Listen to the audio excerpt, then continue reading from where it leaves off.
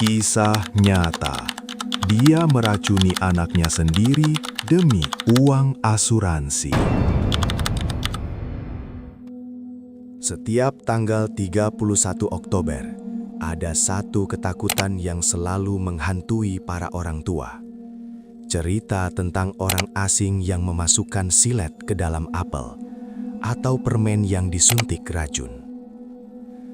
Selama bertahun-tahun, itu dianggap hanya urban legend, cerita bohong untuk menakut-nakuti anak-anak. Tapi, pada Halloween tahun 1974 di Texas, mimpi buruk itu menjadi kenyataan. Seorang anak laki-laki berusia 8 tahun meninggal dunia setelah memakan permen yang ia dapatkan saat trick or treat. Polisi awalnya mengira ini ulah orang gila yang membenci anak-anak. Tapi saat penyelidikan semakin dalam, mereka menemukan fakta yang jauh lebih mengerikan. Pelakunya bukanlah orang asing di jalanan gelap. Pelakunya adalah sosok yang seharusnya paling melindunginya di dunia ini. Ini adalah kisah Ronald Clark O'Brien, pria yang dijuluki The Candyman, atau pria yang membunuh Halloween. Mari kita mundur ke tahun 1974 di Pasadena, Texas. Ronald Clark O'Brien terlihat seperti definisi warga negara teladan. Dia bekerja sebagai ahli kacamata, dia adalah seorang pengurus di gereja baptis lokal, dan dia bernyanyi di paduan suara. Di mata tetangga, dia adalah pria yang santun. Dia punya istri bernama Dainane dan 2 anak yang lucu, Timothy 8 tahun dan Elizabeth 5 tahun. Tapi di balik senyum ramahnya, Ronald menyembunyikan rahasia gelap. Hidupnya hancur berantakan. Dia terlilit utang lebih dari $100.000, jumlah yang sangat besar di tahun 70-an. Dia sudah kehilangan pekerjaan di 21 tempat berbeda dalam 10 tahun terakhir karena dugaan pencurian dan penipuan. Ronald sudah terdesak. Mobilnya hampir ditarik leasing, rumahnya terancam disita. Dia butuh uang tunai dan dia butuh secepatnya. Dan di dalam pikiran gelapnya, dia melihat sebuah jalan keluar melalui anak-anaknya sendiri. Malam Halloween, 31 Oktober 1974. Cuaca di Pasadena sedang buruk. Hujan turun cukup deras. Tapi itu tidak menghentikan semangat Timothy dan Elizabeth. Ronald O'Brien mengajukan diri untuk menemani anak-anaknya trick or treat. Dia tidak sendirian. Dia pergi bersama tetangganya, Jim Bates, dan 2 anak Jim. Mereka berjalan dari rumah ke rumah. Di satu rumah yang gelap, penghuninya tidak keluar. Anak-anak menunggu sebentar, lalu lari ke rumah berikutnya karena tidak sabar. Tapi Ronald, dia tertinggal di belakang. Beberapa saat kemudian, Ronald menyusul anak-anak itu sambil memegang 5 batang besar pixie sticks, permen bubuk dalam sedotan plastik raksasa. Dia berkata dengan bangga, "Hei, kalian beruntung. Orang di rumah gelap tadi ternyata ada, dan dia memberikan permen mahal ini untuk kalian." Ronald membagikan permen itu, 1 untuk Timothy, 1 untuk Elizabeth, 2 untuk anak-anak Jim Bates, dan 1 lagi dia berikan ke seorang anak yang kebetulan lewat yang dia kenal dari gereja.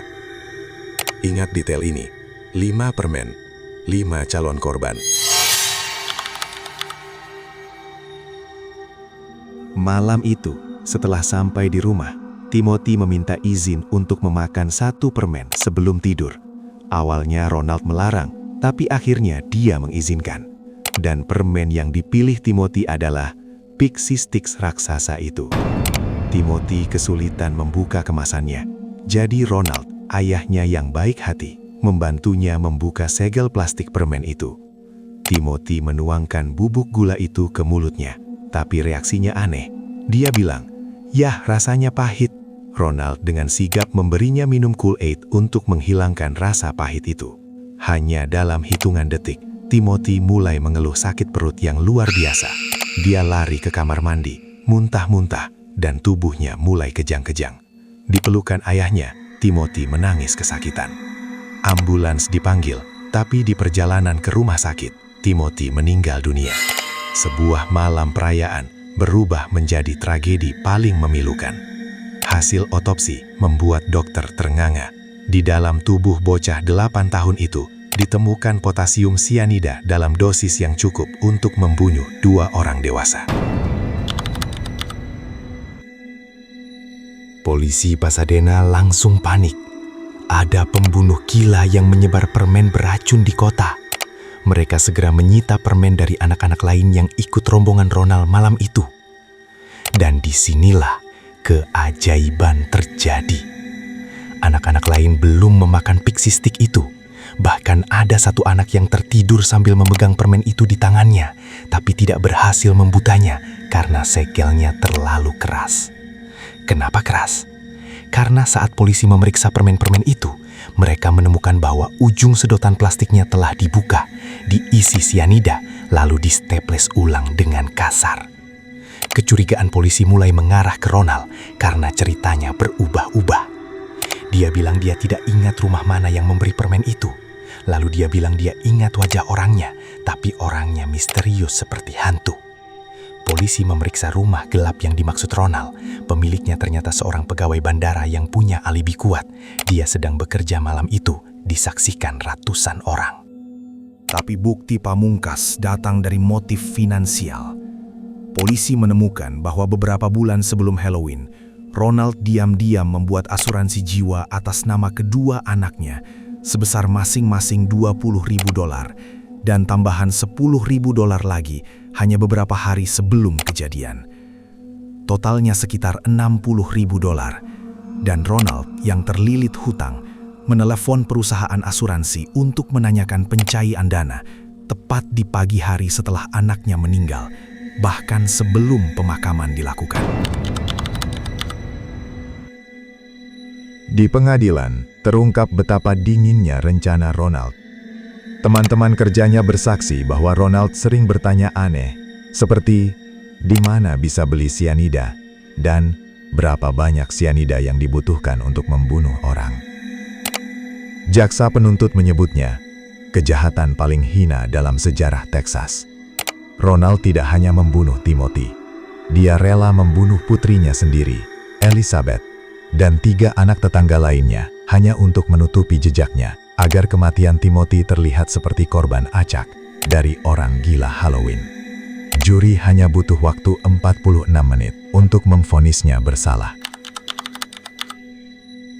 Ronald Clark O'Brien dieksekusi dengan suntikan mati pada tanggal 31 Maret 1984.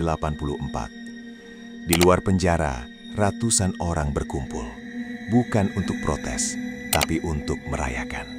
Dia tetap mengaku tidak bersalah sampai napas terakhirnya, tapi dunia tidak akan pernah lupa. Kematian Timothy O'Brien mengubah budaya Amerika selamanya. Gara-gara satu ayah yang jahat ini, konsep trick or treat yang bebas dan penuh kepercayaan hilang. Sampai hari ini, orang tua selalu memeriksa permen anak-anak mereka, bukan karena takut pada hantu atau penyihir, tapi karena takut pada monster nyata yang bersembunyi di balik wajah manusia biasa. Ronald melakukan semua kegilaan ini hanya karena terlilit hutang dan ingin uang asuransi. Menurut kalian, apakah tekanan ekonomi dan hutang benar-benar bisa mengubah orang biasa jadi monster? Atau sebenarnya Ronald memang sudah jahat dari sananya? Saya pengen baca komentar kalian di bawah.